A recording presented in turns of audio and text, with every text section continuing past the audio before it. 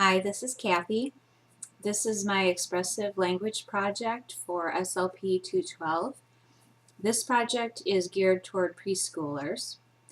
The goal is, there's three goals. The first one is naming concept pairs relative to spatial relationships. The second goal is answering where questions to develop language and vocabulary. And the third is to increase MLU. So the primary skills I will be teaching is helping the kids to answer where questions and still using language and vocabulary, and talking about spatial relationships in pairs like in and out, up and down. So to begin with, before I introduce the actual activity, I want to introduce them to the concept and help them start to understand the skill.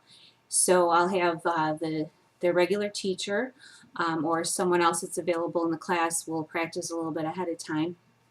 And what we'll do is the teacher will be in this class with me, and I will start out by saying, "Where's Mrs. So-and-so? Where is she?" And I'll look all around like she could be anywhere when she's standing right beside me. And then the kids will, of course, hopefully engage and say, "There she is," and "she's next to you," or whatever they're able to say. And then I'll say, "Oh, she's in the classroom. She's in." And try to encourage them to say in and talk about how she's in the classroom. And then she will say she has to leave and she'll go outside, and then I'll say, "Where is she?" as if she could be anywhere, even though I just saw her walk out the door. And then I'll try to wait for the kids to respond when I ask, "Where is she now?" And hopefully somebody will say "out," or I'll encourage that. So then she'll come back in and play a little game. She can go in and out, and we'll talk about, I'll prompt them to say, I'll say, "Where is she?" And they'll say she's in or she is out.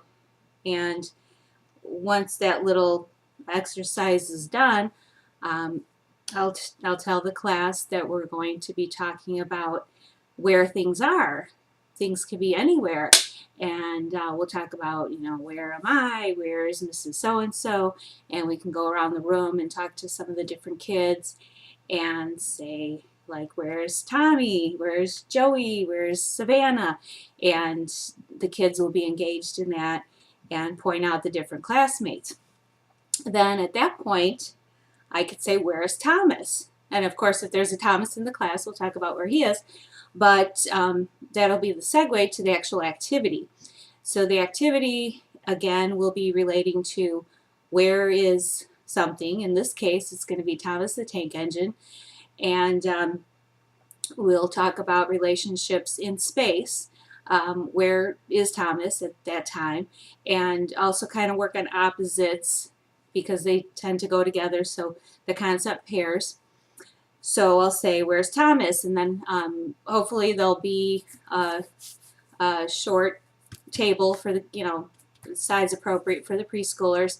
Some preschools already have train tables or something like that, but I'll have the little train set up. I have part of it here. So it'll have a bridge and a tunnel and some track. And of course, Thomas. So the segue will be, "Where's Thomas?" And I'll grab, "Hey, let's go over here and see Thomas." And I'll, ask some questions. Does anybody know who this is? We could talk about what color it is and other things too, but the main focus, since they may have a short attention span, is really to get to the point and talk about the different concepts. So we'll start out with, "Where's Thomas?" And they'll point to him and they'll say, "Well," then I'll ask, "Can Thomas go in and out?"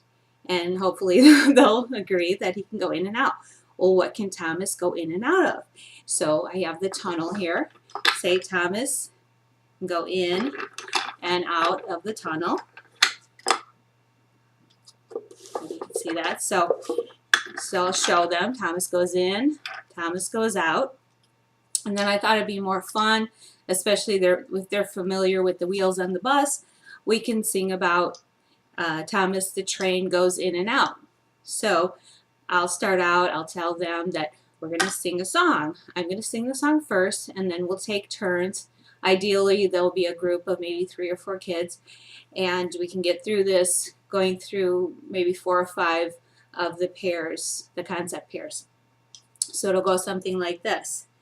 Thomas the train goes in and out, in and out, in and out. Thomas the train goes in and out of the tunnel. Okay, so then we'll go through the rest of them. So of course, still have Thomas. And then I'll say, now we're going to talk about where else can Thomas go? Thomas can go on the track. He can go on the track. Can you say that? On the track? And of course, I'll keep asking questions, try to engage them, because I'm trying to get them to, of course, express the language, not just make sure they understand it, but to tell me. So I'll say, okay, Thomas is on the track. Right. What about when he's here? Is he on the track? No. Where is Thomas now? Good, he's off the track. So he's on the track, he's off the track. Let's sing the song. Thomas the train is on the track, off the track, on the track, and so forth and so on. So we've got Thomas on the track. Then we have, let's see, this one, he goes up and down the bridge. So we talk about he's up on top of the bridge, now he's down, up and down. So we can kind of go basic like this, but also show even though he's moving, he can go up the track and down.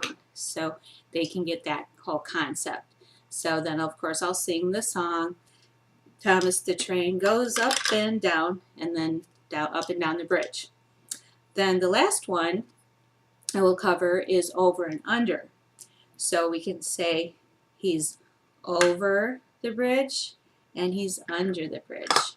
And it's a little bit tougher, maybe make some modifications. I couldn't find all my train track today and all the different things, but anyway, so we want to go through that concept of over and under, sing the song, have each child take their turn singing the song, and so that's pretty much my project and the activity. Again, we want to prompt the kids if they are having difficulty singing the song or saying the whole sentences or singing the sentences.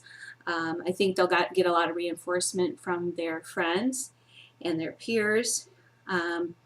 Also, so if somebody's struggling, again, with the prompting, but also maybe stick to, you know, in future, if we do this again, or one-on-one, focus on just the easier concept, the off and on and up and down. For a child who's a little more advanced, might get bored, it might be good to introduce more difficult concepts, which would be top and bottom and above and below. And also, you know I didn't talk a lot about what, you know, the actual verbiage as we're going through this, but my intention is that, you know, I'm asking questions, I'm getting answers, I can get them to stretch out their answers for longer sentences when possible, to work on the MLUs, but all in all, that's what I've got. Thank you.